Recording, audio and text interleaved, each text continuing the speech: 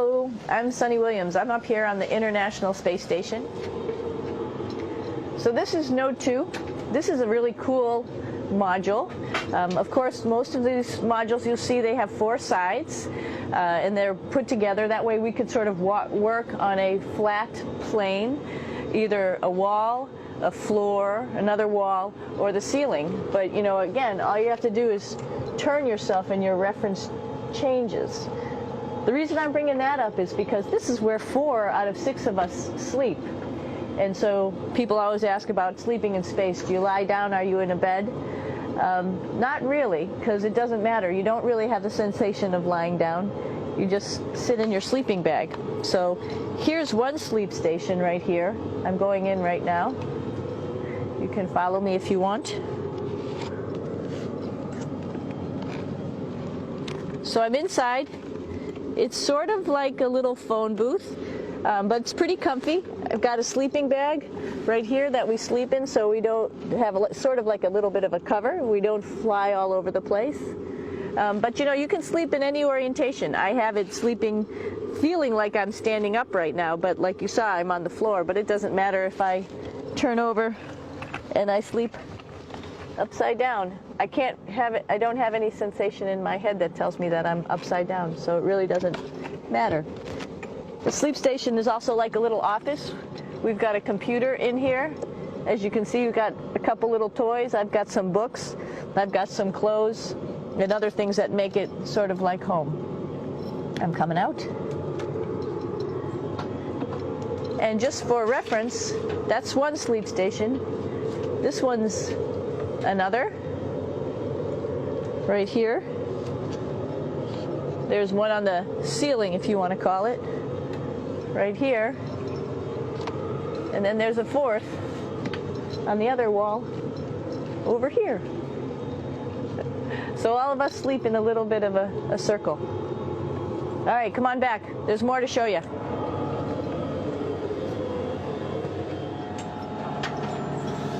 I know that there's some questions about how to use the bathroom and how do you actually live in space like normal, like at home. I mentioned real quickly about getting up in the morning and brushing your teeth and washing your face. Well, how do you do that? Well, here is the bathroom, essentially. You get up in the morning and we have a little kit, and it has all the essential things that you need, like your toothbrush and toothpaste and brush. See how much better the brush makes my hair look? I'm just joking. It still stands up straight. It doesn't matter where you are. It's always going to stand up straight while you're up in space. A lot of people ask about toothbrush and toothpaste. So, luckily enough, toothpaste, you can do it upside right this way, is sticky, and so it sticks to your toothbrush. No problem. Another cool thing is that water sticks to your toothbrush too. If you can see it, I'll have some water come out. The water is pretty neat up in space. It'll stick to your toothbrush and it will make a big bubble, and that's just by surface tension. And then you can drink it. So a lot of people ask about what do you do with the toothpaste after you brush your teeth.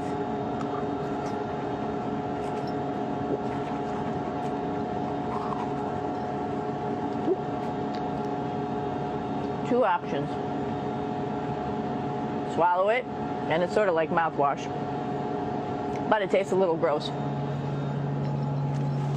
Or you can just spit it out in a paper towel, and then you don't have to worry about it. Swallowing thing I wouldn't recommend at home. I'm only up here for 4 months, so it's not that bad. One of the most pressing questions about living in space, of course, is the bathroom. So let's take a look at that little piece of work. Come on in.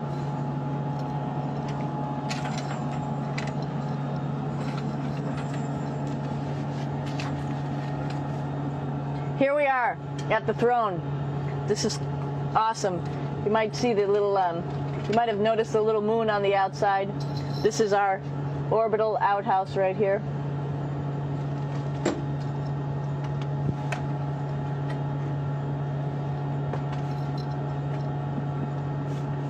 And of course, it serves for two functions.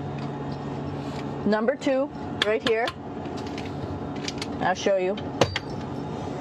But you see it's pretty small, so you have to have pretty good aim, and you be ready to make sure things get let go the right direction. And it smells a little bit, so I'm closing it up. And that's, of course, for number 2.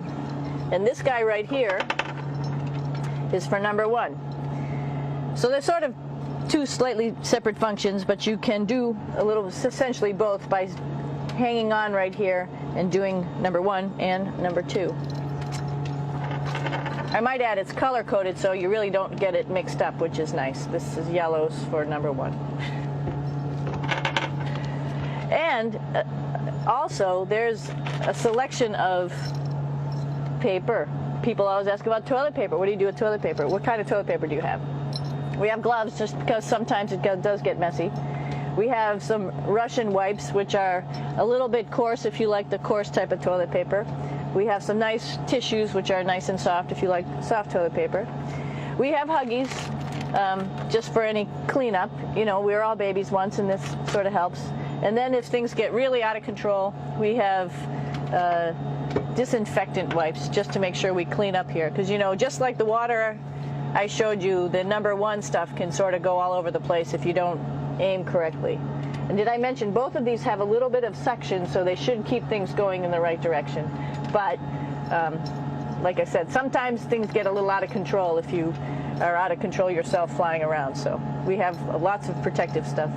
And of course, you do have your privacy. There's a little door.